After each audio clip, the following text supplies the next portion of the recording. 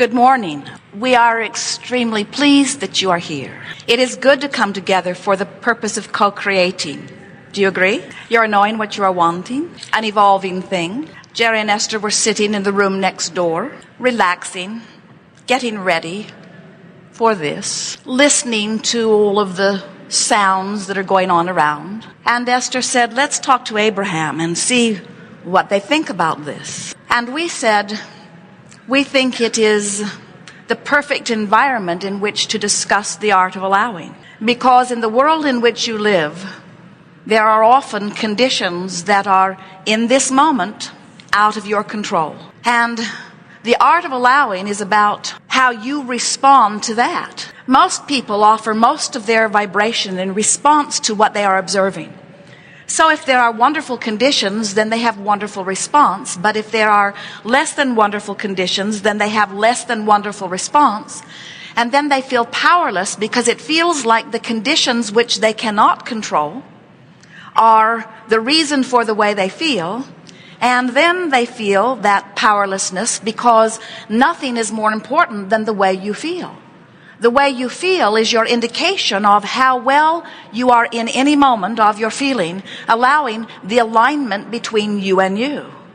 When we talk about the art of allowing, we're talking about the art of being in your physical body and having achieved by virtue of whatever it is that you are giving your attention to, a vibrational alignment with the vibration of your source. And so, of course, you understand that you are source energy that is expressing itself here forward on this leading edge, in this leading edge time-space environment. You understand, or at least we want you to understand, that you are non-physical energy expressing itself here because you are powerful creators. But we also want you to remember that you didn't just get launched from a spaceship in the non-physical. You just didn't get launched into this physical time-space reality and you were not told now you are on your own. You are separate from that which we are. You have always been and will always be an extension of non-physical energy. And so that non-physical energy part of you is the dominant part of you. It always will be the dominant part of you. And the non-physical part of you, when it views any moment in time, any situation or circumstance, that non-physical part of you is seeing it through the non-physical eyes of well-being always. So when you, no matter what the condition or environment in which you are currently focused, maybe you don't have enough money, maybe someone that you love has left you, maybe someone that you care about has recently made their croaking transition. We like to be disrespectful about death since there isn't any. There could be all kinds of things that may be in your environment that are not as you want them to be. But the thing that we want you to understand is that you have the option of looking at the situation through the eyes of source or looking at the situation through eyes that are less than source. And you can tell by the way you feel which you are doing. So we want to give you the big picture of the way you all fit together because you are extensions of source energy and that source energy vibration is always available to you. It's a point of vibrational relativity that when you learn to listen for it, it will become less important what's going on in your physical environment as you learn to tune in more and more to what's going on in the non-physical environment. In other words, you have this source energy that is always flowing to you that if you will listen, and in an environment like this, you're going to have to listen hard. As you listen, you will be able to feel your connection to this source energy. So here's how it works. Before we talk about that connection and before we talk about the guidance system that you were born with, we want to remind you of guidance systems that are here in your physical format that you are already probably familiar with. Jerry and Esther have 3 different navigational systems in their vehicles, but they all work on the same premise that the system knows where they are. So they program in their desired destination, and then the system calculates the route between where they are and where they want to be. The system is not concerned about where they were yesterday or about how long they've been where they are. It simply calculates the route as they've requested from where they are to where they want to be. And since there are only those 2 points of relativity that are important, the system, the very simple system, easily gives them turn-by-turn directions. You have a similar navigational, emotional guidance scale, vibrational system within you, in that you are source energy here in this physical body. So as you came forth into this body, and you are now viewing, observing, living whatever it is you are living, that's one point of vibrational relationship, or one point of vibrational relativity. But the source energy part of you is the other point of vibrational relativity. And here's how it works. They are calling this particular gathering here today, on the brochures and flyers that Hay House has presented to you, Ask and It Is Given. And the reason, we suppose, is because we've been talking about that for a while. In fact, it is the drum we always beat. In fact, it is a book that we have written. In fact, it is the premise of your life experience. You knew when you came forth into these physical bodies that this life would cause you to ask for things. You knew that the variety in which you are living would cause you to automatically give birth to many rockets of desires, to many preferences. And you knew from your broader non-physical perspective that when that happened, that rocket of desire would shoot forth from you. And here's the part that we want you to hear that may be new to your understanding.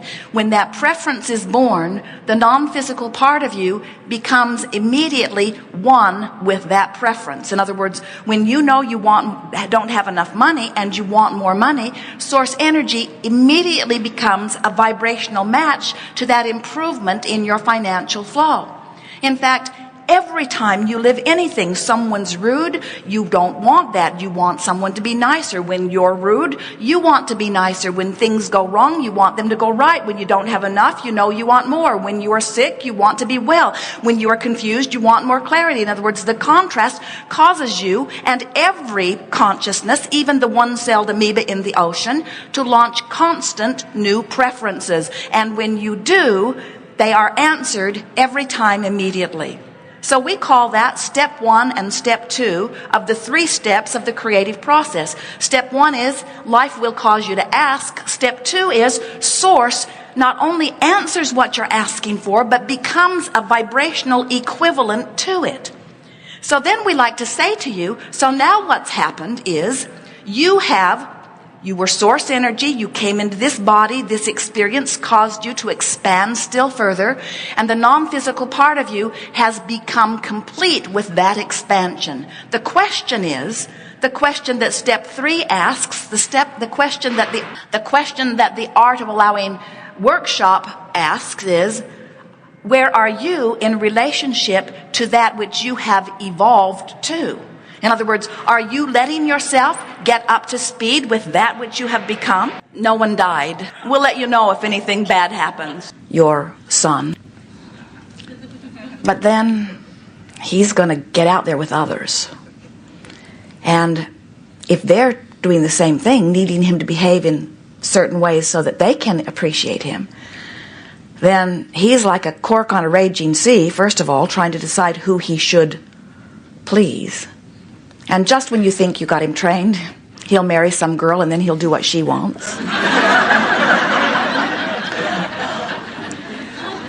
And if your happiness depends upon him or anyone behaving in a certain way, or any condition or circumstances being a certain way so that you can feel better, you have a troubled life before you, because there are so many variables. You cannot control those things. But you have facilities, abilities, faculties, guidance to adjust your own vibration to keep you in alignment.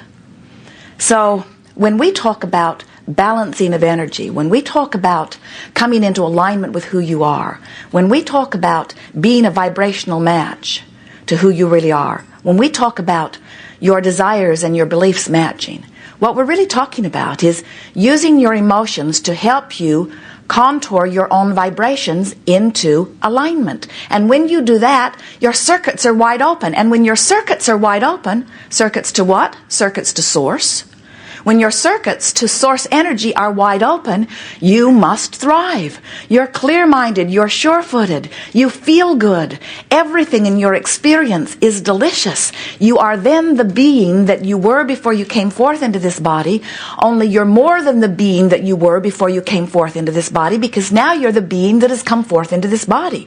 Now you're the leading edge being on the leading edge experience, tuned in, tapped in, turned on to the source energy from which you come, which is expanding right along with you. Isn't it good? So, as we are moving forward here today, we want to assist you in recognizing more accurately and earlier when you are in vibrational alignment with what you want. We'll show you how you can, with so little effort, so much less effort than it takes to learn a computer program, we'll show you how to become in vibrational awareness of what your vibration is. And then what you do about it is certainly up to you.